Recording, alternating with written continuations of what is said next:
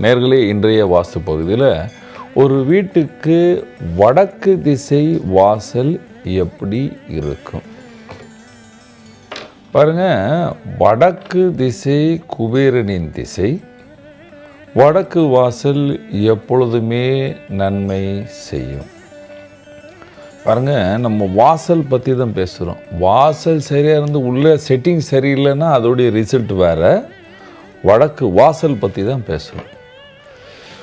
வடக்கு வாசல் நாம் எங்கே வைக்க வேண்டும், எப்படி இருந்தால் நன்மை நடக்கும்? பாருங்கள், ஒரு பூமி வாங்கும் பொழுது அதை 9 பாகமாக பிரிக்க வேண்டும். அதாவது 90 ஃபீட் இருக்குதுன்னு நினைங்களேன். சாதாரணமாக எல்லோருக்கும் தெரியணும், அதுக்காக சொல்கிறேன். 90 ஃபீட் அகலம் இருக்குது. அப்போது சென்டர் பாயிண்ட் 5th வரும். 5வது பாகம் சென்டர் பாகம். இந்த பக்கம் 4, அந்த பக்கம் 4. இந்த 5வது பாகத்துலேருந்து லெஃப்டில் வாசல் வச்சாதான் வாஸ்து சாஸ்திரத்தில் சரியான வாசல் அதுதான். இந்த வாசல் யார் யாருக்கு இருக்குது? இப்போது நான் என்னுடைய உதாரணமும் கொஞ்சம் சொல்லுவேன். இந்த வட இந்தியாவில் நான் பார்த்த ராஜா மகாராஜா எல்லோருக்கும் நார்த்தில் ஆல்மோஸ்ட் சென்டர் டுவர்ட்ஸ் லெஃப்ட் வாசல். அவங்க எல்லாமே பரம்பரையாக பணக்காரனாக வாழ்கிறவர்கள். ஒரு வீட்டின் வடக்கு வாசல் இருந்தால் அந்த வாசல் பேர், புகழ், பணம் எல்லாம் கொடுக்கும். ஏனென்றால் வடக்கு என்று சொல்லும் பொழுது வாட்டர் எலிமெண்ட்டு. வீட்டுக்கு பிரதான வாசல் வடக்கு வாசலாக இருந்து, இப்பொழுது நம்ம தென் இந்தியாவில் ஆந்திராவுக்கு அப்புறம் என்ன செய்கிறாங்க, பிரதான வாசலை ஃபஸ்ட்டு டுவர்ட்ஸ் ஈஸ்ட்டு, வடக்கும் கிழக்கும் சேரும் இடத்தில் வாசலை வைக்கிறாங்க. வடகிழக்கு என்று சொல்லி வைக்கிறார்கள்.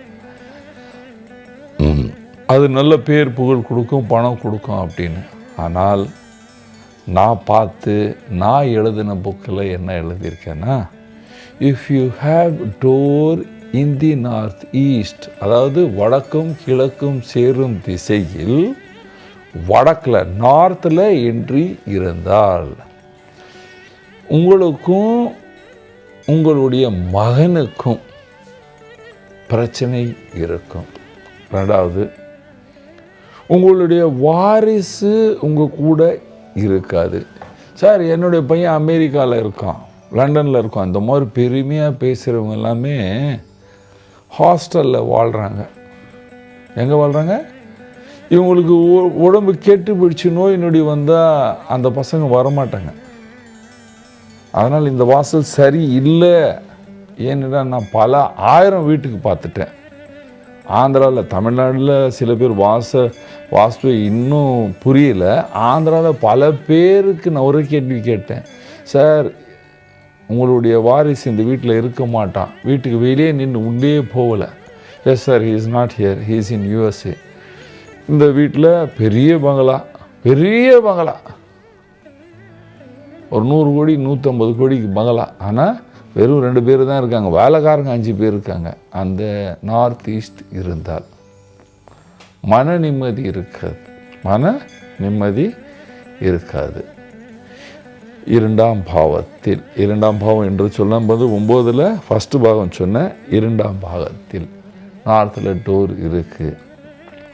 அந்த பட்சத்தில் நோய்கள் அதிகமாக இருக்கும்.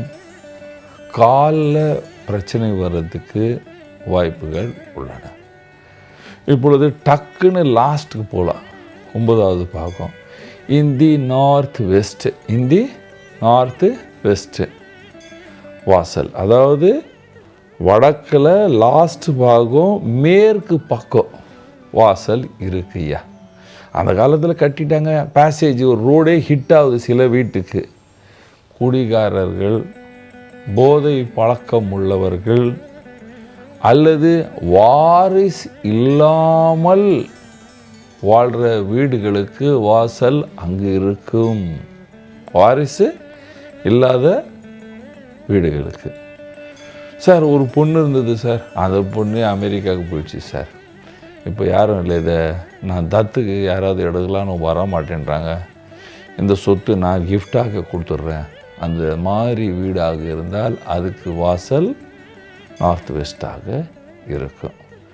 நீங்கள் வடக்கில் வீடை வச்சுருக்கீங்க அல்லது வடக்கில் வீடு கட்டுறீங்க அப்படின்னா கொஞ்சம் கவனிக்க வேண்டிய விஷயம், வாசலுக்கு உள்ளே வந்து நீங்கள் கொஞ்சம் கேப் விட்டு வீட்டு கட்டினீங்கன்னா பரம சந்தோஷத்தை பார்ப்பீர்கள்.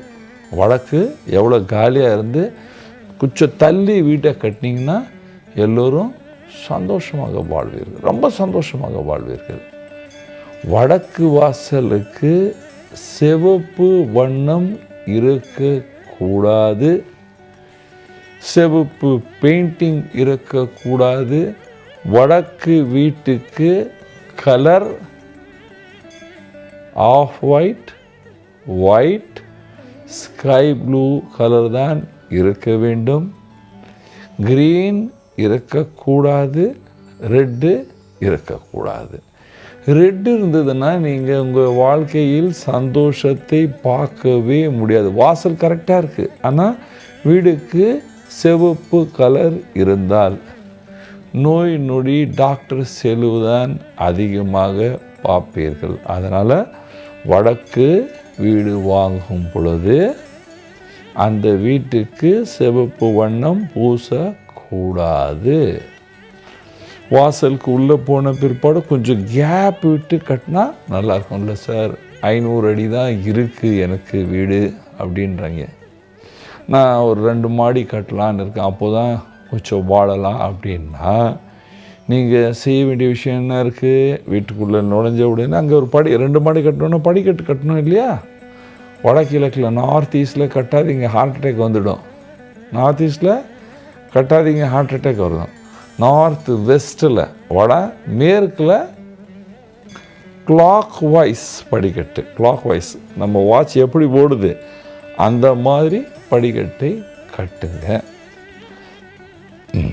அந்த வீட்டில் தென்கிழக்கு அல்லது வடமேற்கில் சமையலை அமைங்க. தென்கிழக்கு south east or north east kitchen அமைங்க.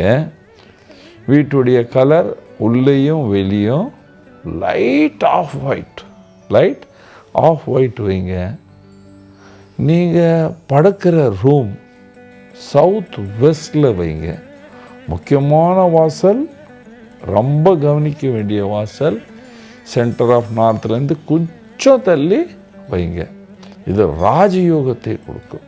காலியான பணமே இல்லாத மனிதர் இந்த மாதிரி ஒரு ப்ராப்பர்ட்டி நமக்கு கிடைக்குதுன்னா பணக்காரனாக மாறிவிடுவார்கள், பணக்காரனாக மாறிவிடுவார்கள். அதே நேரத்தில் இந்த வடக்கு திசை என்று சொல்லும் பொழுது கம்யூனிகேஷன் ஸ்கில் ரொம்ப பிரமாதமாக இருக்கும். கம்யூனிகேஷன் ஸ்கில் ரொம்ப பிரமாதமாக இருக்கும்.